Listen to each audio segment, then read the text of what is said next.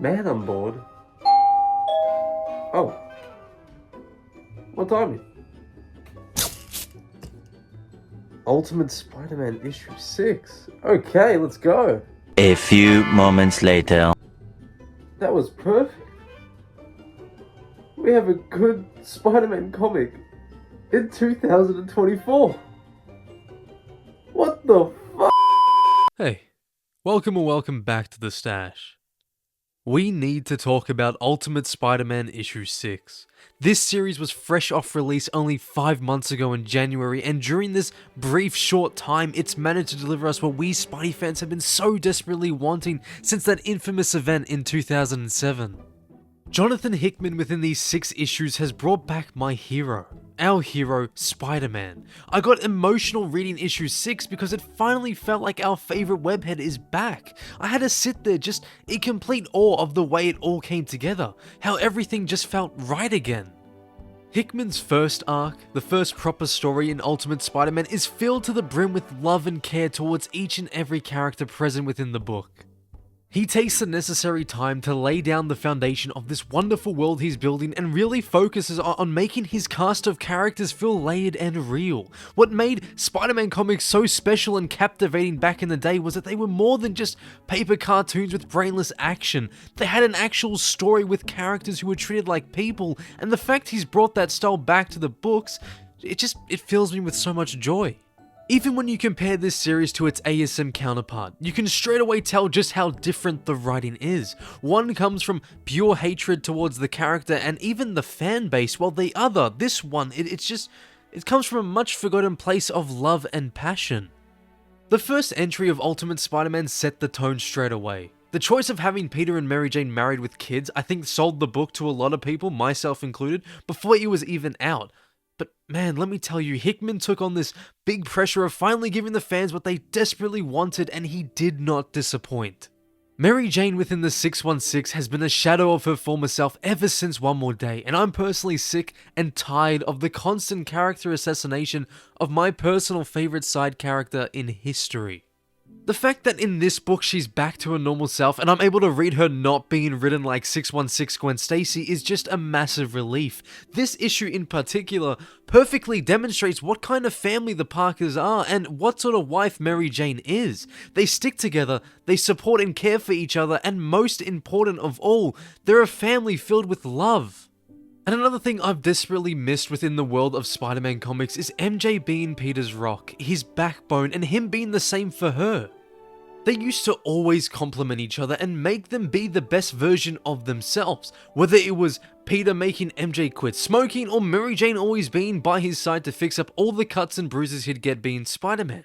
But as of late, she's written in the 616 as this cold, unapologetic, and downright unrecognizable asshole. Hickman looks at that and does the complete opposite. Instead, he gives us the Mary Jane Watson we all know and love. She understands Peter, she knows him better than he does himself, and supports him through anything.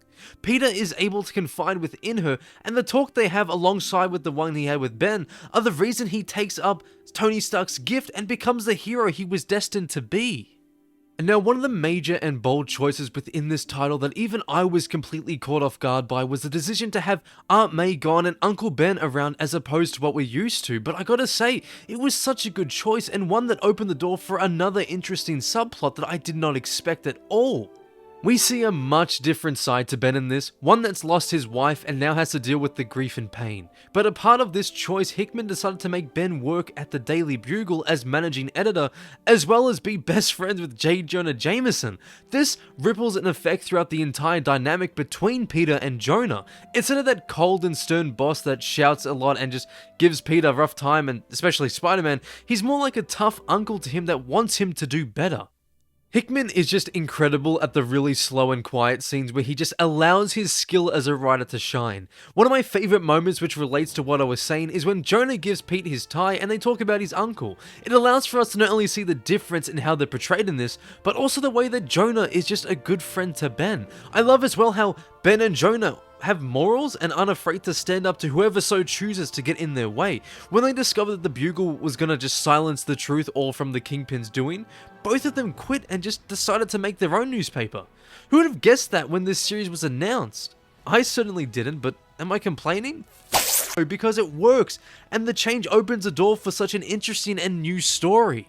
In fact, I love Ben in this. In all honesty, I'm pretty tired of Aunt May, and like, don't get me wrong, she's been a part of some of my absolute favorite Spider-Man stories ever, including when she discovers Peter is Spider-Man in the JMS run, but her death in issue 400 just felt right and justified to me, and her managing to keep on coming back and in a way being a major factor for one more day just makes me appreciate focusing on an alive Uncle Ben just that little bit more.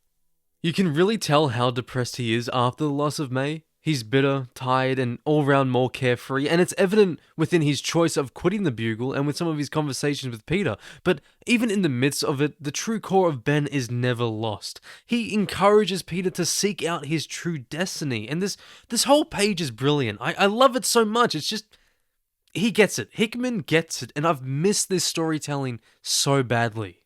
Even just the way the two most important people in his life, his Uncle Ben and his wife Mary Jane, are the ones that really inspire him to make that change, to take that leap of faith and reclaim his true destiny as the one and only Spider-Man. It just feels so right on so many levels.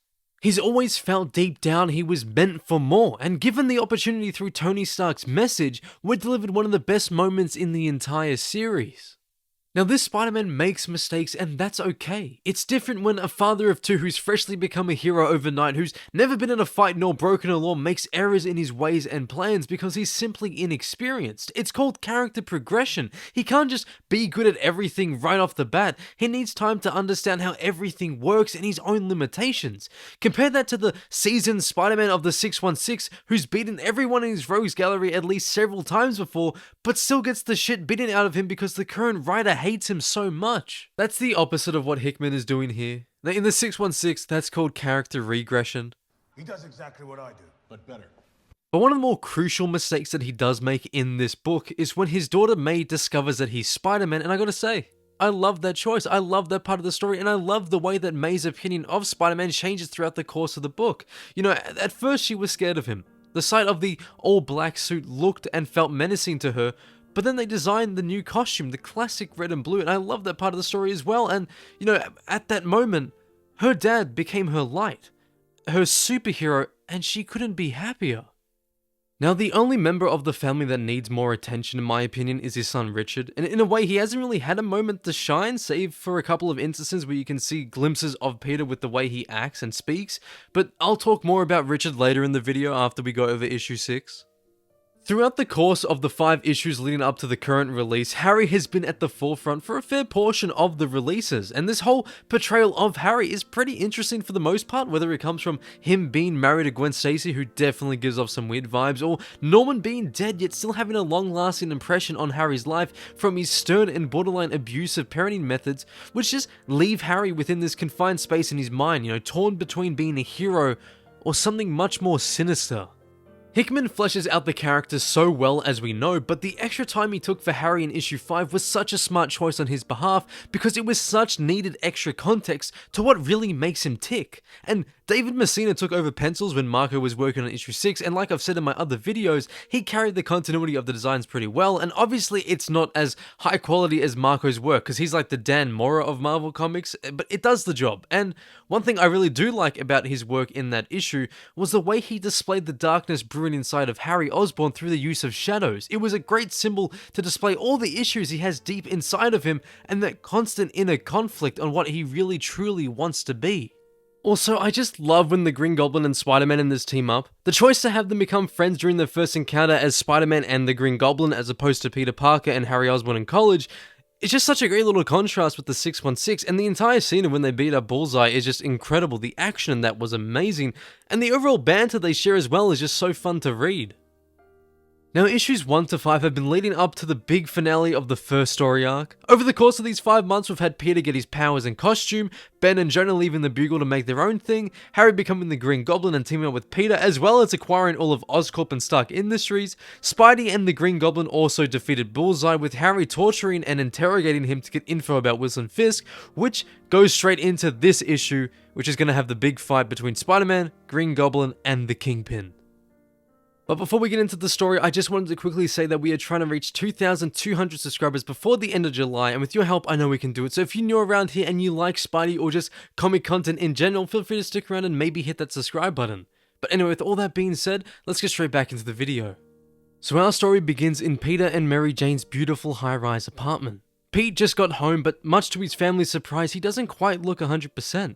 Bruised and battered, Richard, May, and MJ are all deeply concerned for him. He tries to make up a lie about him working late at the Bugle, but then filled with fear over her dad's well-being, little May blurts out that he got it by being a superhero. She begins to break down crying over breaking the secret she promised to keep, but Peter assures her it's okay. Unfortunately for him though, Mary Jane wants answers.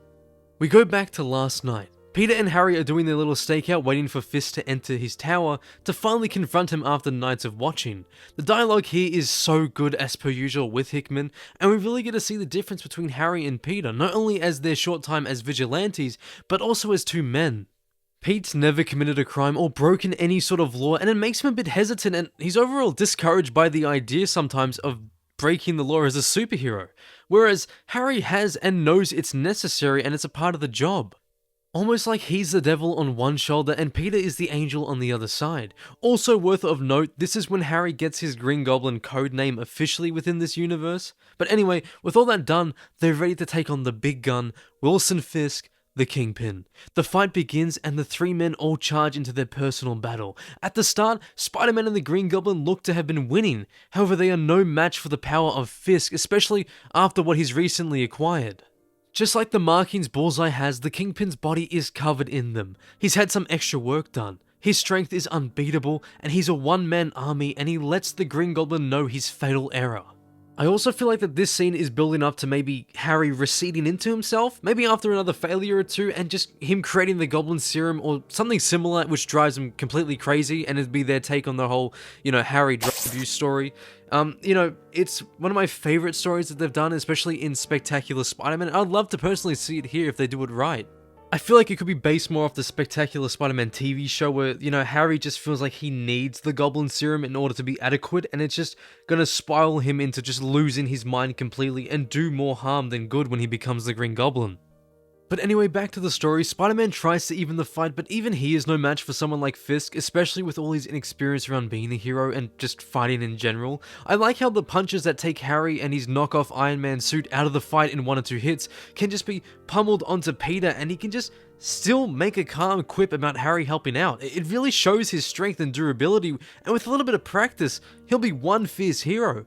Also, before I forget, since I remember people complaining about his lack of spider sense, it's very clearly visible there. But anyway, through the use of the Goblin Glider, Harry and Peter make a narrow escape, and Wilson just simply smiles as they leave. He's won this battle, and that's all that matters to him.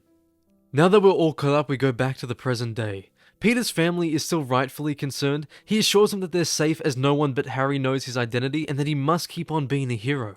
It's his choice, his life, his destiny. Another part I love in this is just the way they all act like a healthy and loving family. It's so refreshing. Peter also simply tells them as well why he didn't let them all in on his new identity he's taken up, and most importantly, he acknowledges his mistake and apologizes for it. His family? Well, if this was the 616 one, MJ would probably yell at him and call him all sorts of names, but here she's calm and accepts the apology. They all do. Richard and Pete also share this brief but touching moment of him warning his dad to be careful, but what I'm worried about is, what if he's gonna take the Uncle Ben role? What if Richard is the one who will unfortunately lose his life through Peter's actions and be that symbol of responsibility? I say this mostly because he's the least focused on member in that family, but I'd like the Parkers to stay all healthy for a change. Peter and MJ send both May and Richard off to bed so they can have their own proper talk about this new change. Peter asks how mad she is about everything, but to his surprise, she isn't actually mad. Sure, she'd wished that he'd told her sooner, but at the end of the day, she's proud of the man her husband is. Sure, it's scary that he risked his life for the greater good, but he's a hero, and it's what heroes do. I feel like those banking everything on a divorce from this part of the story is just a result of so many people being poisoned of bad modern writing that just we've gotten so comfortable with it. It's gotten to the point where they aren't even able to process actual adult behavior. A long, happy, stable marriage with kids isn't going straight to divorce over a secret being kept for just over a few months, especially when it's about someone being a superhero. We're talking about Mary Jane who walked out of her job over ethical issues. It makes no sense for her not to be supportive over Peter for this. But anyway, he shows her the suit all up close and personal, and they share some innuendos that make it feel like the 90s books again. But then this next part is my favorite part of the entire comic. She asks him, what does he call himself when he's in action? But he actually doesn't have a clue for a name somehow. Peter asks MJ for her expert opinion, and she replies with, isn't it obvious? You're Spider-Man. The book ends with a beautiful shot of Peter and Mary Jane swinging off into the sunset, and thus the Ultimate Spider-Man is officially born. This is everything I wanted and more. When I first read this, I teared up. That last page, the dialogue, the artwork, the final swing with his true love Mary Jane, it's just we haven't gotten something like this in a long time. It's incredible. This book, it means the world to me. My favorite part without a doubt is his whole family. I love that his daughter basically gave him his costume, his wife gave him his name, and hopefully without doing an Uncle Ben, Richard can give him his responsibility aspect. The way that they just act like a real loving family is just so refreshing. There's no forced drama, there's no out of place tension, they actually sit down and talk things through. They work as a group and I can't wait to see how they go about their life now that they know that Peter is Spider-Man. I also really like how Hickman wrote the kids of this story, like how they act like they're actually kids with different developmental levels and taken seriously and treated with respect. I mean, the fact that it's worth of note is a little sad, but once again, Hickman is just at the very top of his game. Speaking of being at the top of their game, Marco Kiketso, his artwork throughout the 4 issues he did is genuinely breathtaking, but here in issue 6, oh man does it shine. The action pages are so dynamic with each hit just feeling like it vibrates through the page from its sheer power. Also, I like how both Ultimate series drew Kingpin to just be this giant compared to Spider-Man. Just his ability as well to capture the action side, but also the more quiet, somber, and serious moments. He just gives this book extra life and brings alive the words of Hickman. This duo is special, and I hope and pray that they do more together on Spider-Man because I can't get enough of it. He's given this book its own unique style that I now associate it with, similar to how I think of Mark Bagley when I go back to the old Ultimate Spider-Man series. Marco has got to be one of, if not the best modern artist I've seen in a long time. But this series, this issue in particular, is the perfect Spider-Man comic. Amazing story, captivating artwork, great balance of family moments, character building, and action. Hickman and Marco absolutely outdid themselves on this one. They managed to do the unthinkable. They brought back the hero we all know and love and deeply miss. Spider-Man is back, and it's all thanks to this incredible book. It brought me to tears reading it. That hasn't happened to me in a long time, but it's just that special. This comic reminded me that sometimes things have to get really bad before they can get good, and my god, after everything that we've been dealt with through ASM, just to have this one series feels like the light just got that little bit brighter. It brought back good writing, genuine care for the characters, classic Spidey story layouts, my favorite marriage in comic history, but most importantly, it brought back my hero. Our hero. And that's why I love Ultimate Spider-Man.